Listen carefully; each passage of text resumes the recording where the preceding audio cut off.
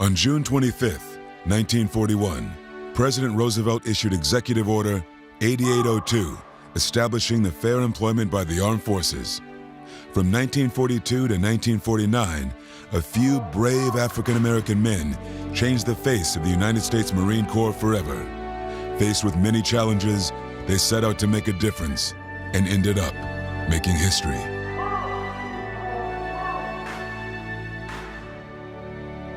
Listen as 3 Montford Point Marines share a personal story of honor, courage, and commitment.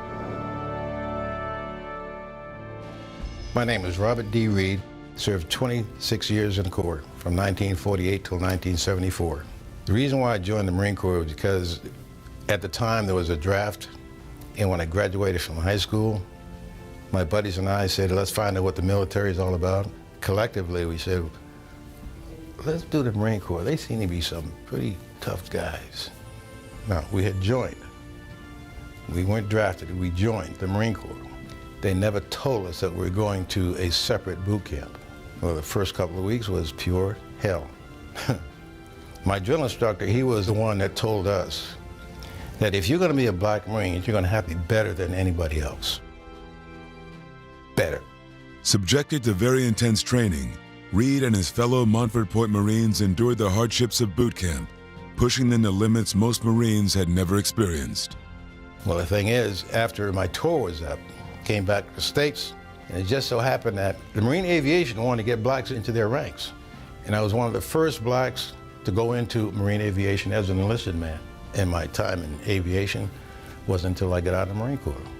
Not only did the Montford Point Marines open doors, but they helped to set a precedent of courage for today's African-American Marines. The Marine Corps was the last military service to be integrated.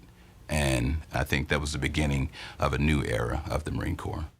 The Montford Point Marines are extremely important. They were strong enough to take on a challenge that seemed to be insurmountable at that particular time. And for them, I do serve. My name is Gene Dowdy. I was born in Stamford, Connecticut.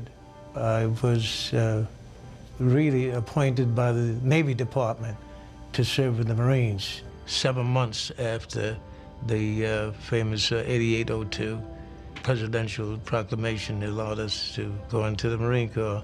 So I was one of the original pioneers. Montford Point Camp was a segregated camp. We felt the indignity that was thrown at us, but we had to learn, we had to face all of these challenges that we had.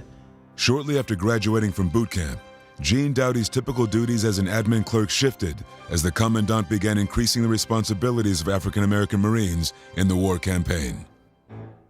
We ended up on the Island of Iwo Jima. I landed on D-Day, incidentally, with a few ammunition companies and depot companies. It was very unpleasant, but I prevailed. I was glad to be in the Marine Corps, and I'm glad that I was honorably discharged. But going into the military service, I would consider, again, very gainful and a real true benefit.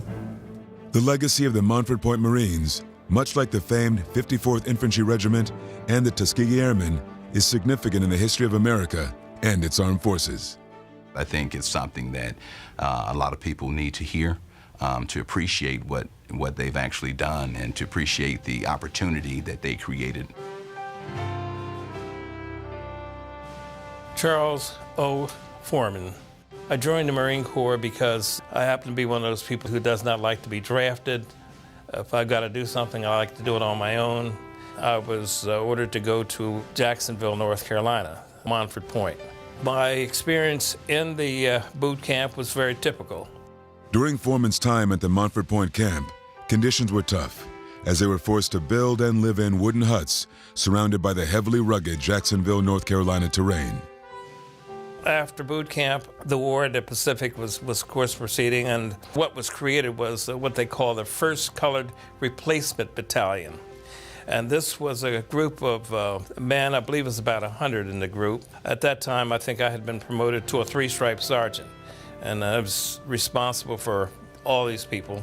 We sailed out of San Diego to Oahu. While there, I carried the title of acting first sergeant. Well, we actually stayed there for the duration of the war. If you asked me the question if I had it to do over again, yes, I would do it over again. Being in the Marine Corps helped because it gave me the backbone not to accept what was handed down. If you want something, you better stand up and fight for it.